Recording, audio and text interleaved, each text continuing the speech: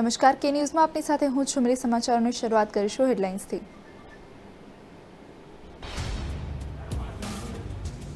દેશમાં કોરોનાની ત્રીજી લહેરને ધ્યાનમાં રાખી બાળકો પર રસીના ટ્રાયલને મંજૂરી।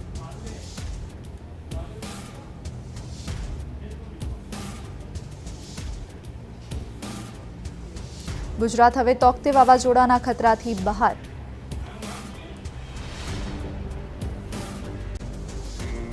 औरंगाबादમાં म्यूकरमाइक्रोसिसના કારણે 40 દિવસમાં 16 લોકોના મોત।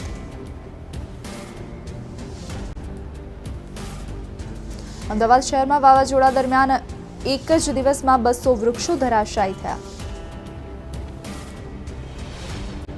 આરટીપીસીઆર ટેસ્ટનું પ્રમાણ વધારી 70% કરી દેવામાં આવ્યું।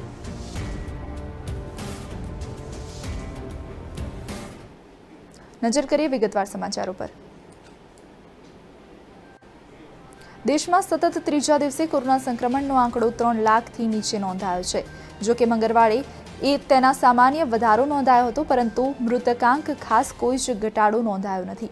મંગળવારે દેશમાં કોરોના વાયરસના કુલ 2,67,122 કેસ નોંધાયા છે, ત્યારે 3,912 લોકોએ પોતાનો જીવ ગુમાવ્યો છે। દેશમાં સૌથી વધારે 4,14,554 કેસ 6 મેના રોજ નોંધાયા હતા અને ત્યારથી કેસની સંખ્યામાં ઘટાડો નોંધાયો છે। છેલ્લા 12 દિવસમાં સંક્રમણનો આંકડામાં ભારે ઘટાડો નોંધાયો છે, પરંતુ તેમ છતાં તે વિશ્વમાં સૌથી વધારે જ છે। મંગળવારે મહારાષ્ટ્રમાં કોરોના સંક્રમણના 28,438 નવા કેસ સામે આવ્યા છે, જે સોમવારની સરખામણીએ 1,822 જેટલા ઓછા હતા। ત્યારે પ્રદેશમાં સંક્રમણના કારણે 679 લોકોના મૃત્યુ થયા છે, તો સ્વાસ્થ્ય વિભાગના અહેવાલ પ્રમાણે પ્રદેશમાં સંક્રમિતોની કુલ સંખ્યા વધી અને 54,33,506 થઈ છે અને 83,777 લોકોના મોત થયા છે।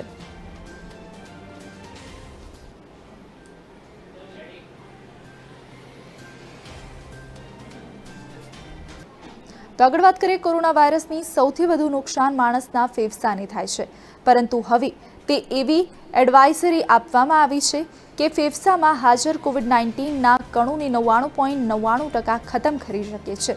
ઓસ્ટ્રેલિયાની ગ્રિફિથ યુનિવર્સિટી દ્વારા મેન્જન હેલ્થ ઇન્ડસ્ટ્રી દ્વારા એક ક્લિવલેન્ડની મદદથી એક શોધકો દ્વારા પ્રાઇમરી મેડિકલની એક ટીમ દ્વારા એક અમેરિકાના સિટી ઓફ ટોપ રિસર્ચ સેન્ટરના વૈજ્ઞાનિકો સાથે મળી અને વાયરસની વિરોધી સારવાર માટે એક વસ્તુ ઉપલબ્ધ કરાવવામાં આવી છે। તો ટેકનોલોજીના કારણે કોવિડના કણોની માહિતી મેળવવામાં આવે છે અને તેને ખતમ કરવા માટે ગરમીથી ઇચ્છતી માઇનસને રૂપાંતર કરવામાં આવે છે। ત્યારબાદ સંશોધક દ્વારા પ્રાઇમરીમાં મેક્લિન મિલને કારણે કહેવામાં આવ્યું છે કે સારવાર પદ્ધતિથી વાયરસનું નવું ઉત્પાદન અટકી જશે, પરિણામે માણસની જાનહાનિ રોકી શકાશે। તો આ સારવાર પદ્ધતિમાં જીન સાયક્લેન્સના દ્વારા ડોક્ટરની દ્વારા ઉપયોગમાં લઈ શકાશે। તો સૌથી પહેલાં ઈસવીસન 1990માં ઓસ્ટ્રેલિયામાં થયેલા આ ટેકનોલોજી અંતર્ગત તેમના દ્વારા આ ઉપયોગ કરવામાં આવ્યો હતો, ત્યારે શ્વાસને લગતા દર્દીઓને ઉપચાર કરી શકાશે। પ્રાઇમરી માટે જણાવાયા અનુસાર આ એક એવી ટેકનોલોજી છે કે જે આરએનએના નાના ટુકડાઓ સાથે કામ કરે છે અને આ ટુકડા વાયરસના જીનોમ સાથે જોડાઈ જાય છે। તો તેના પ્રમાણે જીનોમ કામ કરી શકતું નથી અને સંક્રમણને કારણે કોશિકાનો નાશ થઈ જાય છે।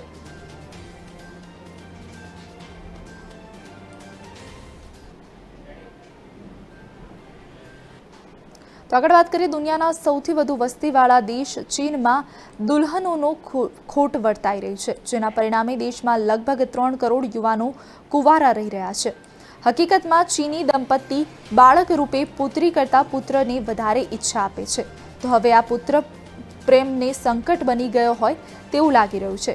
સાઉથ ચીનમાં મોર્નિંગ પોસ્ટના રિપોર્ટ પ્રમાણે જણાવાયું હતું કે દર 10 વર્ષે દેશની વસ્તી ગણતરીમાં છેલ્લા 7મો ક્રમાંક હમણાં હાથ ધરવામાં આવ્યો છે। તો છોકરીઓની સરખામણી થોડીક વધી હોય તેવું જણાઈ રહ્યું છે, પરંતુ એ આંકડો દેશના બધા ભાવિ વરરાજાઓને અનુકૂળ નથી અને એટલે પૂરતો નથી। ઉપરોક્ત 7મી રાષ્ટ્રીય વસ્તી ગણતરીના આંકડા મુજબ દેશમાં ગત વર્ષે જન્મેલા 1,20,00,000 બાળકોમાં 113.3 છોકરીઓ છે અને ફક્ત 100% જ છોકરા છે, તો જેની સરખામણીએ પ્રાધાન્યમાં વર્ચ્યુઅલી ચીનમાં સામાન્ય યુવક તેમજ તેની ઘણી નાની યુવતીઓની સાથે લગ્ન કરે છે, તો વળી ચીની પરિવારો દ્વારા પુત્રીની તુલનામાં પુત્રની ઈચ્છા વધારે રાખવામાં આવે છે। તો એક અન્ય પ્રવક્તા દ્વારા કહેવામાં આવ્યું છે કે ઉપરોક્ત નવજાત શિશુઓ જ્યારે લગ્નોત્સવ યુવાનો બને છે ત્યારે કન્યાઓને આકરી ખેંચ ઊભી થઈ છે।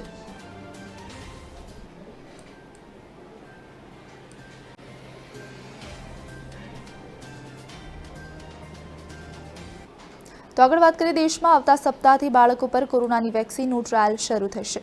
ત્રીજી લહેરમાં બાળકોને અસર થઈ શકે છે એ હકીકતને ધ્યાનમાં રાખી અને કેન્દ્ર સરકાર દ્વારા ભારત બાયોટેકની વેક્સિનને મંજૂરી આપવામાં આવી છે।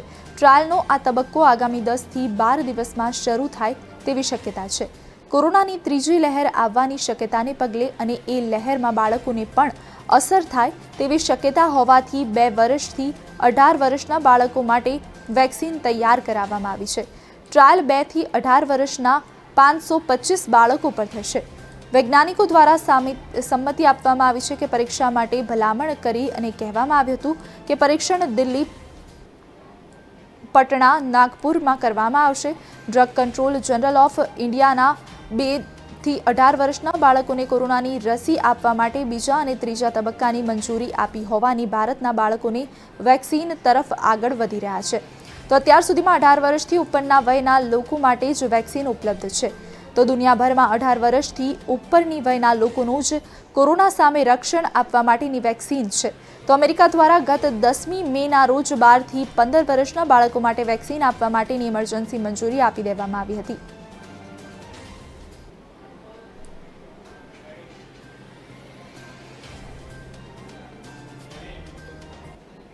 તો આગળ વાત કરીએ, ગુજરાતમાં તૌકતે વાવાઝોડાના પગલે રાજ્યમાં મોટાભાગના વિસ્તારોમાં સવારથી જ તેજ પવન ફૂંકાયો હતો, ત્યારે વરસાદ પણ પડી રહ્યો છે। તો ગુજરાતમાં વાવાઝોડાનો સામનો કરવા માટે તૈનાત કરાયેલી નેશનલ ડિઝાસ્ટર સ્પોર્ટ્સ ફોર્મમાં એટલે કે NDRFના DG દ્વારા એક પ્રાધાન્ય આપતા કહેવામાં આવ્યું છે કે હવે ગુજરાત વાવાઝોડાના ખતરાથી બહાર છે। તો વાવાઝોડા દરમિયાન બહુ જરૂરી હતું કે ઓક્સિજનની જરૂર, દવાઓના સપ્લાય પર કોઈ જ વિઘ્ન ન સર્જાય। તો તોફાન અને કોવિડની બંનેની પ્રક્રિયાની સ્થિતિ મેનેજ કરવામાં આવી હતી। તો સારી વાત એ છે કે કોરોનાના દર્દીઓને વાવાઝોડાના કારણે કોઈ નુકસાન થયું નથી। તો આ દરમિયાન કેન્દ્રીય ગૃહમંત્રી અમિત શાહ દ્વારા આજે વાવાઝોડાને લઈને મહારાષ્ટ્ર, ગુજરાત, રાજસ્થાનના ચીફ મિનિસ્ટર તેમજ દાદરા નગર હવેલીના પ્રશાસન સાથે વાત કરવામાં આવશે। વાવાઝોડાના કારણે થયેલા નુકસાનનો અંદાજ પણ મેળવવામાં આવશે, ત્યારે રાજ્યોને તમામ પ્રકારની મદદ કરવાનું આશ્વાસન પણ આપવામાં આવ્યું છે। ઉલ્લેખનીય છે કે ગુજરાતમાં પહોંચવા પહેલા વાવાઝોડા દ્વારા કેરળ, કર્ણાટક અને ગોવામાં વધુ નુકસાન કરવામાં આવ્યું હતું। મહારાષ્ટ્રના મુંબઈમાં તો કેટલીક જગ્યાએ 200 mm જેટલો વરસાદ પડ્યો છે અને છેલ્લા 21 વર્ષનો રેકોર્ડ તોડ્યો છે। હજુ પણ કેટલીક જગ્યાએ કેટલીક સેવાઓ ખોરવાઈ ગઈ છે। તો સોમવારથી રાત્રે વાવાઝોડું 185 કિલોમીટરની ઝડપે ગુજરાત સાથે ટકરાયું હતું અને ખાસ કરીને પશ્ચિમ ગુજરાતમાં વાવાઝોડાના કારણે ખાસું નુકસાન થયું છે।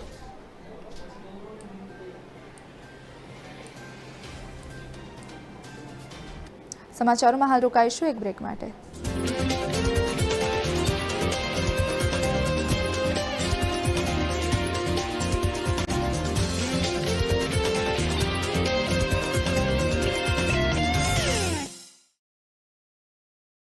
टारगेट पूरा नहीं हुआ ना तो जॉब छोड़ दूंगा। वाह क्या बात है, वाड़ीलाल आइसक्रीम सैंडविच।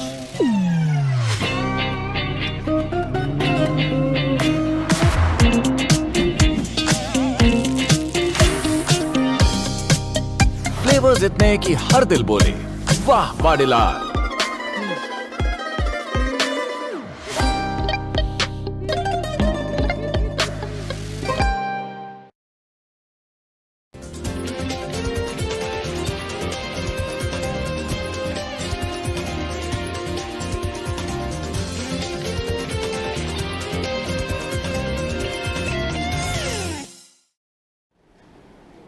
બ્રેક બાદ સ્વાગત, નજર કરીએ અન્ય મહત્વના સમાચારો પર। પહેલી એપ્રિલથી 10 મે દરમિયાન મ્યુકોરમાઇકોસિસના 16 જેટલા દર્દીઓએ મહારાષ્ટ્રના ઔરંગાબાદ શહેરમાં જીવ ગુમાવ્યા હોય તેવું એક મ્યુનિસિપલ અધિકારી દ્વારા જણાવાયું છે. તો આ સમયગાળામાં મ્યુકોરમાઇકોસિસના 200 કરતાં પણ વધારે દર્દીઓએ ઔરંગાબાદમાં સારવાર માટે 6 જગ્યાએ દાખલ કરવામાં આવ્યા છે. આ રોગના 201 દર્દીઓમાંથી 145 જણા ઓપરેશન કરવામાં આવ્યા છે અને અન્ય બીજા સારવાર હેઠળ છે. ડોક્ટર દ્વારા કહેવામાં આવ્યું છે કે મ્યુકોરમાઇકોસિસ એક પ્રકારની ફૂગનો ચેપ છે. તેને બ્લેક ફંગસ તરીકે પણ ઓળખાય છે. તો આ ફંગસ હવામાં મોજૂદ હોય અને ત્યારે તે રોગ પ્રતિકારક શક્તિ ઘટે ત્યારે બ્લડ શુગર લેવલ ઓછું થાય, જેના કારણે આ ફૂગ વ્યક્તિ પર હુમલો કરે છે.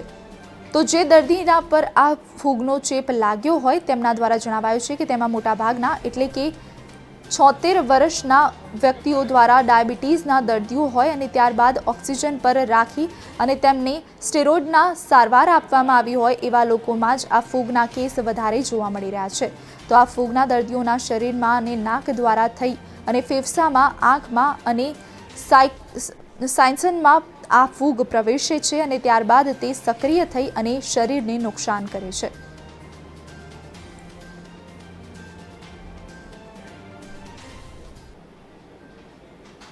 તો આગળ વાત કરીએ, તાઉતે વાવાઝોડું સૌરાષ્ટ્ર બાદ આજે બપોર પછી અમદાવાદ તરફ પ્રવેશતા જ ભારે પવન સાથે વરસાદે પહેલી સ્થિતિ ખૂબ જ ખરાબ રહી હતી અને બાદમાં વૃક્ષો અને હોર્ડિંગ્સ પડવાના કારણે ભારે નુકસાન થયું છે. કોર્પોરેશનના અને અન્ય પ્રાઇવેટ એજન્સીઓના મોટાભાગના હોર્ડિંગ્સ દ્વારા પ્રભાવ રાખી અને પવનની સાથે જમીન પર પડ્યા હોય, જેના કારણે લોકોમાં ડરનો માહોલ ફેલાયો હતો. ખાસ કરીને હાઈવે પર અને 4 રસ્તા પર હોર્ડિંગ્સના પતરાઓ પડ્યા હતા અને લોકોમાં નાસભાગ મચી ગઈ હતી. કેટલાક લોકોને દૂરથી મોબાઈલમાં વિડીયો ઉતાર્યા તો સોશિયલ મીડિયા પર મૂક્યા છે. તો બીજી તરફ લોકોમાં એવી પણ ફરિયાદો ઉઠવા પામી છે કે 3 દિવસ પહેલા વાવાઝોડું અમદાવાદમાં પ્રવેશે તેવી ચેતવણી આપવામાં આવી હતી. તો તૈયારીઓ પણ ચાલી રહી હતી ત્યારે કોર્પોરેશન દ્વારા મોટી જોખમકારક હોર્ડિંગ્સ અને તૂટેલા હોર્ડિંગ્સના પતરા કેમ ન ઉતારી લેવામાં આવ્યા. હોર્ડિંગ્સ પડવાના કારણે મૃત્યુની કોઈ જ ઘટના સામે આવી નથી, પરંતુ લોકોમાં ભયનો માહોલ ફેલાયો હતો.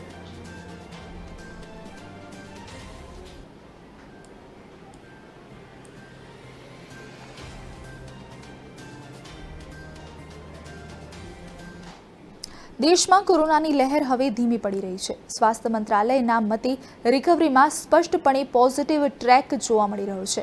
એક્ટિવ કેસમાં ઘણા ઘટાડો નોંધાઈ રહ્યો છે. તો ફક્ત 8 રાજ્યો એવા છે કે જ્યાં દરરોજ 10,000થી વધારે કેસ સામે આવે છે. 26 રાજ્યોમાં નવા કેસ કરતાં રિકવરી થઈ રહેલા દર્દીઓની સંખ્યા વધારે છે. સ્વાસ્થ્ય મંત્રાલયના જોઈન્ટ સેક્રેટરી લવ અગ્રવાલ દ્વારા મંગળવારે જણાવાયું છે કે વિશ્વમાં અન્ય દેશોની તુલનામાં અમારે સારી સ્થિતિ જોવા મળી રહી છે. તો દેશની કુલ વસ્તી 1.8% ભાગ કરતાં પણ બીમાર અસરગ્રસ્ત છે. તો આપણે સંક્રમણને ફેલાવતા 2% કરતાં ઓછી વસ્તીમાં ફેલાઈ રહ્યું છે. તો તેમણે એ જણાવ્યું હતું કે 3 મેના રોજ દેશમાં રિકવરીની એવરેજ 81.7% હતી. તે વધી અને 85.60% થઈ ગઈ છે. દેશમાં છેલ્લા 24 કલાકમાં 4,22,436 લોકો રિકવર થયા છે. તો જે દેશમાં અત્યાર સુધીમાં સૌથી વધારે રિકવરી રેટ છે. 15 દિવસથી સતત ઘટી રહેલા કેરળમાં છેલ્લા 24 કલાકમાં 99,651 લોકો કોરોનાથી રિકવર થયા છે.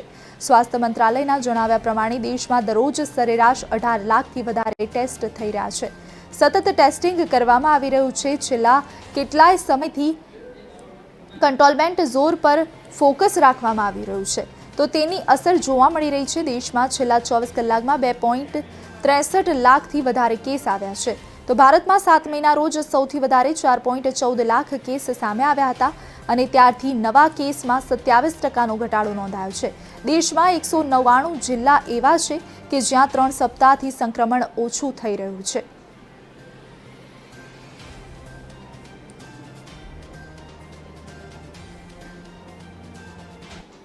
મંગળવારે અમદાવાદના લોકો ઉપરથી આફત ઉતરી આવી હતી. તો એક તરફ વાવાઝોડાની અસર અને બીજી બાજુ એક જ દિવસમાં શહેરમાં વિવિધ વિસ્તારોમાં કુલ મળી અને 200 જેટલા વૃક્ષો ધરાશાયી બન્યા છે. સૌથી વધુ શહેરના દક્ષિણ ઝોનમાં 2 દિવસમાં કુલ 80 વૃક્ષો ધરાશાયી થયા છે. તો બીજી તરફ સદનસીબે કોઈ મોટી દુર્ઘટના બની નથી. વાવાઝોડાની અસર વચ્ચે ઠેર ઠેર વૃક્ષો પડવાની ઘટનાઓ બનતા ટ્રાફિક જામના દ્રશ્યો જોવા મળ્યા હતા. તો બીજી તરફ ફાયર વિભાગ અને મ્યુનિસિપલ તંત્રના ગાર્ડન વિભાગ દ્વારા ટીમોને સારવાર લઈ રહેલા અને મોડી રાત સુધી વૃક્ષો દૂર કરવા માટેની કવાયત હાથ ધરી હતી.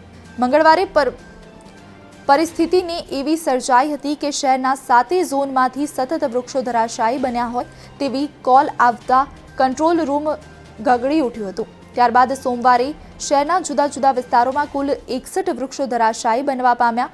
મંગળવારે પરિસ્થિતિ ભારે પવન સાથે ફૂંકાતા વધુ વિકટ પરિસ્થિતિના પગલે સંખ્યામાં વધારો થયો અને શહેરમાં દરિયાપુર સ્થિત અડધો દિવસ સારી વિસ્તારોમાં પણ વૃક્ષો વાહનો ઉપર પડ્યા હોય તેવા બનાવો સામે આવ્યા છે. અમદાવાદ શહેરમાં મંગળવારે વાવાઝોડાની અસરના પગલે નારણપુરા વિસ્તારમાં રેલવે ક્રોસિંગ તરફ જવાના રસ્તા ઉપર એક સાથે 3 વૃક્ષો ધરાશાયી થતા વૃક્ષોના નિકાલ કરવાની કામગીરીના કારણે મુખ્ય રસ્તો બંધ કરવાની ફરજ પડી હતી. તો કામગીરી પૂરી થયા બાદ રસ્તો ટ્રાફિક માટે ખોલી આપવામાં આવ્યો હતો.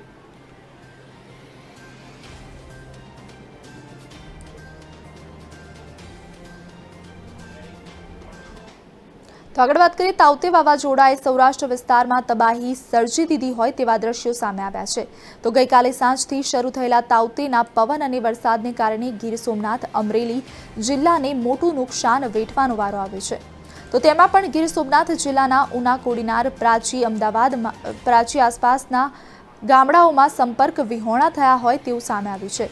તો કોરોના બાદ ફરીથી રાજકીય નેતાઓ ખોવાયેલા જોવા મળ્યા હતા. તો ગામડા નોંધારા થયા હતા અને 12 કલાકથી વધુ સમયથી વીજળી ગુલ થઈ ગઈ હતી. ગ્રામ્ય વિસ્તારોમાં લોકો ઉપર પણ આબ અને નીચે જમીન હોય તેવી સ્થિતિનું સર્જન થયું હતું. વેરાવળ કોડીનાર વચ્ચે ફર્નિશિંગનો શોરૂમ ધરાવતા હોય તેમના દ્વારા જણાવવામાં આવ્યું કે શોરૂમમાં પતરા ઉડી ગયા હતા અને અંદર રહેલો સામાન પણ પલળી ગયો હતો. તો અંદાજે અમારે 10 થી 12 લાખનું નુકસાન થયું છે. વેરાવળથી ઉના તરફ જવાના રસ્તા ઉપર પ્રાચી, કોડીનાર અને ઉના આસપાસના તમામ ગામડાઓમાં રસ્તા પર વૃક્ષો, વીજપોલ, પતરા, છત તથા નાના વેપારીઓના કેબિન તોફાની પવનની સાથે ધરાશાયી થયા હોય તેવું સામે આવ્યું છે. તો જેને કારણે લોકોના ધંધા રોજગાર પર પણ માઠી અસર પડી છે. રાજ્ય સરકાર દ્વારા વાવાઝોડાના નિરીક્ષણ અને તંત્ર સાથે સંકલન માટે મંત્રીઓ સાથેની જવાબદારી સોંપવામાં આવી છે. તો જોકે પ્રભારી મંત્રીઓ જિલ્લા મથકે કચેરીમાં બેસી અને અધિકારીઓ સાથે કામ અંગે સમીક્ષા કરી રહ્યા છે.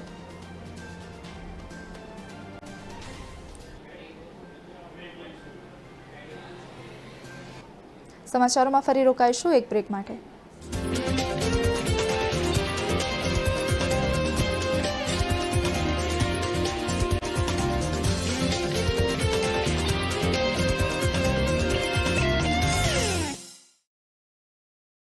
सुधा नहीं, आज उपवास है. उपवास स्पेशल है पगली. Oh my dear real come here बुलाता है. स्वाद शुद्धता और भरोसा एक थाल में जिसने परोसा, खुशबू है जिसकी सुहानी जाने पहचानी, वो है रानी सिंह तेल. रानी सिंह तेल और कपासिया तेल, मूल्यवान भरोसा, मूल्यवान तेल.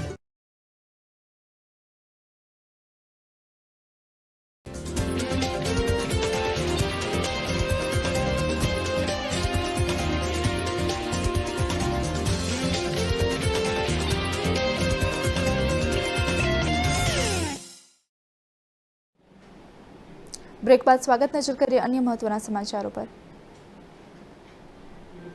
કોરોનાના નિદાન માટે થતા ટેસ્ટ પૈકી આરટીપીસીઆર ટેસ્ટ સૌથી વધુ ચોકસાઈપૂર્ણ કરવામાં આવતા હોય તેવા ગુજરાતમાં તેનું પ્રમાણ વધારી અને 70% કરવાની માંગણી કરતા રીટ ગુજરાત હાઈકોર્ટ દ્વારા ફગાવી છે.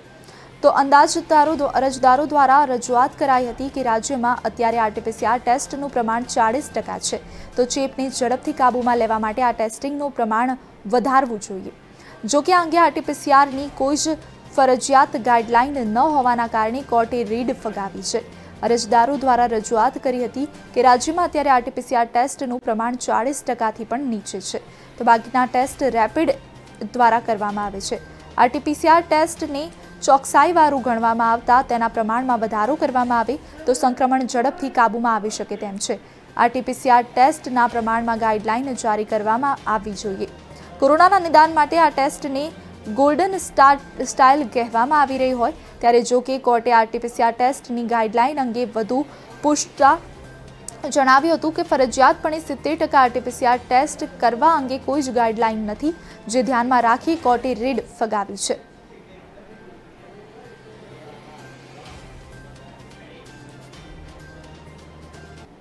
તો આગળ વાત કરીએ મહારાષ્ટ્રમાં પુણેમાં ચાલુ રિક્ષાએ શ્વાનને લાત મારવી પડી અને જેના કારણે અહીં બાજરાના પેટ વિસ્તારમાં રિક્ષા ચાલક આવતો હતો ત્યારે તેણે રસ્તા પર ફરતા એક શ્વાનને લાત મારી હતી. તો આ દરમિયાન રિક્ષા ચાલક દ્વારા બેલેન્સ ગુમાવી અને તેને રિક્ષા ડિવાઈડર સાથે અથડાઈ હતી અને ડ્રાઈવર ઉલટી સાથે રોડ પર પડી ગયો હતો. તો આ ઘટનામાં રિક્ષા ચાલકને ગંભીર ઈજાઓ થવા પામી છે અને નજીકની હોસ્પિટલમાં તેને ખસેડવામાં આવ્યો છે. તો આ સમગ્ર ઘટના સીસીટીવી ફૂટેજમાં કેદ થઈ છે.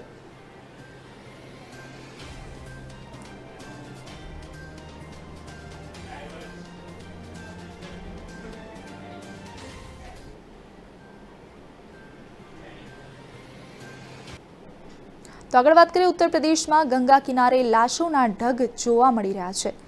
તો પ્રયાગરાજમાં શુગવેર ધામ પર મોટી સંખ્યામાં લાશો ગંગા કિનારે દફનાવવામાં આવે છે. તો સ્થિતિ એવી છે કે એક છેડેથી બીજા છેડે સુધી માત્ર ને માત્ર લાશો જ નજરે પડે છે. અહીં લગભગ 1 કિલોમીટરના અંતરમાં લાશો વચ્ચે 1 મીટરનું પણ અંતર નથી. તો ઘાટની બંને તરફ જ્યાં સુધી નજર પડી ત્યાં સુધી લાશો જ દફનાવેલી નજરે પડે છે.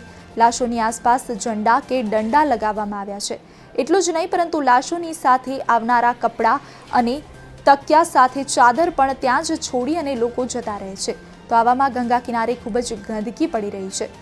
તો પોલીસે પહેરો લગાવી અને કામ કરવામાં નહીં આવવાના કારણે અંતિમ સંસ્કારનો સામાન પણ ખૂબ જ મોંઘો હોય ત્યારે ઘાટ પર પૂજાપાઠ કરાવતા પંડિતો કહે છે કે અગાઉ તો રોજ 8 થી 10 લાશો જ આવતી હતી પરંતુ છેલ્લા 1 મહિનાથી દરરોજ 60 થી 70 લાશો આવી રહી છે.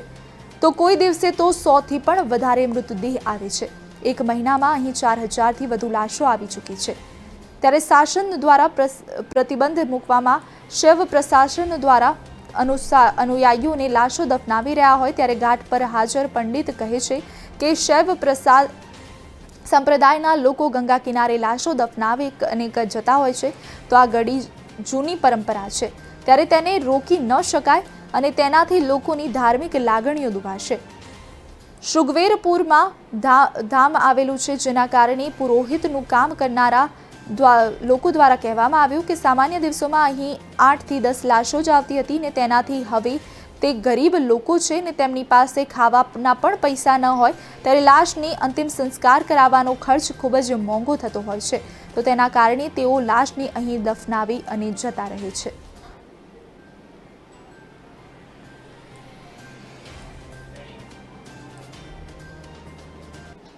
તો આગળ વાત કરીએ વડોદરાની. તો વડોદરા જિલ્લામાં વાવાઝોડા સાથે વરસેલા વરસાદના કારણે ખેતી પર પાકને મોટી ફટકો પડ્યો છે. તો જેથી આગામી સમયમાં આ પાકને ભાવ વધારો જોવા મળી શકે તેવી શક્યતાઓ છે. તો વડોદરા જિલ્લામાં અંદાજે 4200 હેક્ટર જમીનમાં બાજરીનો પાક લેવામાં આવી રહ્યો છે.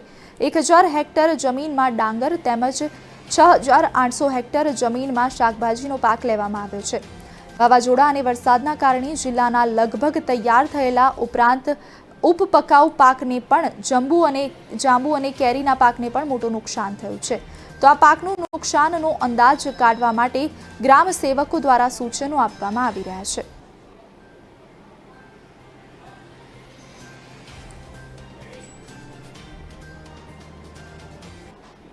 વિશ્વના વૈજ્ઞાનિકો અને ડોક્ટરો કોરોનાના વધારે સારો ઇલાજ થઈ શકે તે માટે શોધખોળ કરી રહ્યા છે. સ્થિતિ એવી છે કે કેન્દ્ર અને રાજ્ય સરકારો દ્વારા આ મહામારી સામે ઝુંબેશ હાથ ધરવામાં આવી છે. તો આ સ્થિતિમાં તંત્ર મંત્ર અને કોરોનાની સારવાર કરનારા અનેક લોકો ઉભરી આવ્યા છે. તો કોઈ હવન કરાવવાની સલાહ આપે છે તો કોઈ સ્મશાનમાં પૂજા કરાવવાની. તો આ બાબા આસ્થા સાથે રમત રમી રહ્યા છે. સિકર જિલ્લાના રીંગણ, રાનોલી, પલસાણા, સિક્કડ, લક્ષ્મણગઢ અને ફતેપુરામાં 15થી વધારે બાબાઓ સક્રિય થયા છે. તો આ પૈકી કોઈકને કોરોનાની સારવાર કરવાની સ્પષ્ટતા ઇનકાર કરી દેતા હોય તો કોઈક તો હદ જ કરી નાખે છે। સૌથી મોટી સંખ્યામાં વાત કરવામાં આવે તો જાણકારી વગર બાબા કોઈ જ સારવાર કરી રહ્યા ન હતા, ત્યારે અગાઉથી કોઈ પરિસ્થિતિમાં જવાના કારણે ઇલાજ શરૂ કરી શકાય, ત્યારે સિક્કરના એક બાબા દ્વારા આશ્રમ પહોંચી અને બાબાની ઉંમર 35 થી 37 વર્ષ હશે અને તેમને મંદિરની અલગ અલગ એક રૂમમાં ગયા અને ત્યારબાદ તેમનું નામ બાબા સચિન છે અને ગળામાં એક કંઠી માળા પહેરેલી હતી, તો હાથમાં સિગરેટ લગાવેલી અને એક સિગારેટ બુઝાવવામાં આવેલી ને ત્યારબાદ બીજા સળગાવવામાં આવતા હોય ત્યારે સમગ્ર સ્ટાઇલથી બાબા ત્યાં પહોંચી અને બજારમાં ફરી રહ્યા છે। તો નામ સરનામું પૂછી રહ્યા હોય ને માતાની બીમારી અંગે માહિતી આપે તો પરિવારમાં અન્ય લોકોની બીમારી તથા સમસ્યા દેખાડી અને બાબાને કહ્યું કે કોરોના ચાલી રહ્યો છે, તો થોડો સમય રાખો, સંયમ રાખો। ત્યારબાદ ઘણા સમજી વિચારી અને બાદમાં નામ પૂછે ત્યારે પછી તેમને આંગળી વડે ગણતરી કરવામાં આવે અને આ સમય દરમિયાન હાથમાં સિગારેટ સળગતી નજરે પડે છે। તો મહત્વનું છે કે કોરોના કાળ દરમિયાન આવા અનેક સક્રિય બાબાઓ ફરતા થયા છે, તો આંગળી પર ગણતરી કરી અને બાબા કોરોનાનું નિદાન કરી રહ્યા હોય તેવા નજરે પડી રહ્યા છે।